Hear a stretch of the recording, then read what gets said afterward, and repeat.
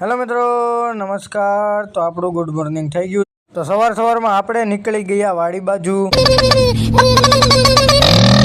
તો આપણે પહોંચી ગયા વાડી અને વાડી સાવ કોરી પડી છે। તો હું ગામમાંથી લેવો તો 2 શ્રીફળ। તો આ 2 શ્રીફળની સર્જરી કરવાની છે। क्या बोला तूने? ના છાલા ઉખેડવાની છે।